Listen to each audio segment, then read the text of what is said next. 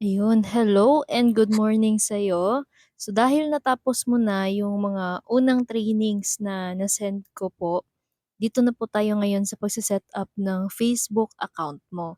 So madali lang siya kasi sa pag-set up ng Facebook, kailangan mo lang 'to ayusin itong apat na 'to. Yung FB name mo, profile picture, cover photo, tsaka bio.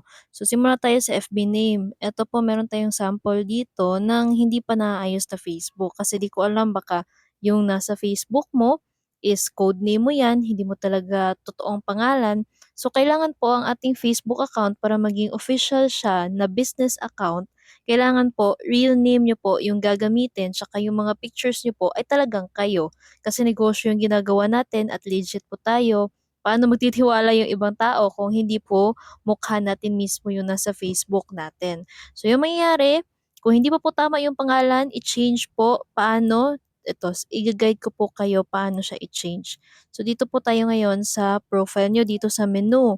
Punta ka lang sa settings, dito ka sa personal details, tapos sa profiles, tapos dito Facebook mo.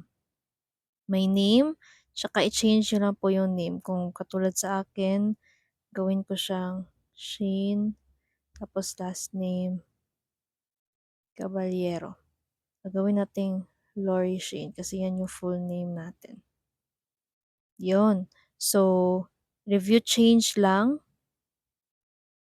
Lori Shane Caballero. So, i-order natin. Tapos, save changes ka lang. Yun, na-update na siya. Mabilis lang. So, after ma-update, kung makikita mo, refresh lang yan. I-refresh lang yan. Ayun, na-change na yung pangalan. Next naman na babaguhin natin sa apat na 'to ay yung profile picture. So, profile picture, kailangan sa profile picture naman po, maganda yung photo mo, maaliwalas, tsaka nakikita yung mukha. Walang cover. Pero kung ikaw ay isang OFW, okey lang naman na kahit andiyan ka, tawag dito, yung may ano sa ulo, puwedeng-puwede din ganyan, basta nakikita po yung mukha at maganda siya tingnan. Katulad nito, ito na lang gamitin natin.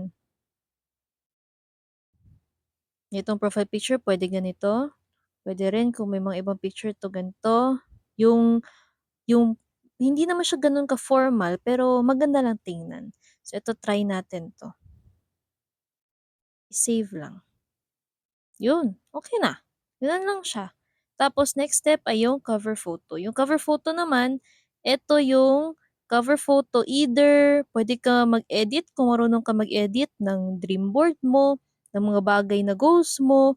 Goal mo ba magandang bahay, sasakyan, travel, gano'n. Puwede ganyan yung, maging cover photo mo. Pero kung wala ka pa naman naiisip, puwede rin ito muna yung i-cover photo mo, yung Digital Master Online System kasi part ka na din naman ng community. So save mo lang siya, pagkatapos mo siyang malagay, next step mo naman of course dito tayo sa pang-apat na, 'di ba mabilis na siya matapos, bio. Yung bio naman, eto yung nasa baba ng friends, eto. So gagawin mo lang i-edit profile mo lang siya, tapos dito ka sa baba, ayun nakikita mo bio, edit mo lang yung bio tapos edit bio. Ang ilalagay po natin sa bio, either puwede po bilang nagsisimula ka pa, puwede mo isulat diyan yung pinakapaborito mong quote.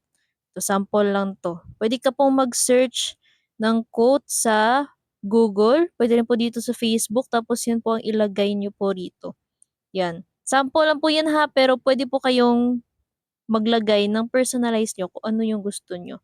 Time is gold or puwede rin, katulad ng may bibigay po ako ng mga samples para puwede niyo pong magaya, pero ito na lang muna yung i-sample muna natin. Time is gold. Puwede bigyan ng kaunting emoji para maganda tingnan. Okay, save lang, save. After ma-save, puwede na 'yan i-back kasi na-save na. So 'yan, 'yan yung dapat set up ng Facebook niyo po kasi ito po yung magiging business account niyo at ito po yung gagamitin natin dito sa negosyo natin sa Digital Master. So set up na yung Facebook mo at eto yung mga sample ng Facebook na puwede niyo pong, magaya or puwede niyo pong maging model. Eto, simulan natin sa ating mentor na si Mentor JR Dimitriar. 'Yun, kung nakikita mo, 'yun yung nasa timeline niya nga dream house niya, profile picture niya, tapos pangalan niya, eto naman yung bio niya. So kung baguhan ka pa, of course wala ka pang gan'to, pero puwede niyo po lagay traveler, kung ano yung mga hobbies niyo, so you can personalize po yung Facebook account niyo. And ito naman yung sa akin, for sure alam niyo na 'to. Ano naman yung pinagkaiba? Yun, Shane Salas Caballero. Ayun, so 'yan, yung profile iba naman yung timeline photo ko. So inedit ko siya kasi marunong tayo. Kung ikaw mahilig ka din mag-edit-edit, puwede kang gumawa ng katulad nito. And profile picture, maaliwalas tingnan, and ito naman yung bio ko. Oo, so ito din, ito kung sino yung may quotes na bio, ito sample, isang part-timer din 'to. Ito yung tatlong, ito siya. O tingnan mo, timeline photo niya digital master, eto yung profile picture niya kahit ganyan basta nakikita yung mukha. And eto naman yung bio niya, 'di ba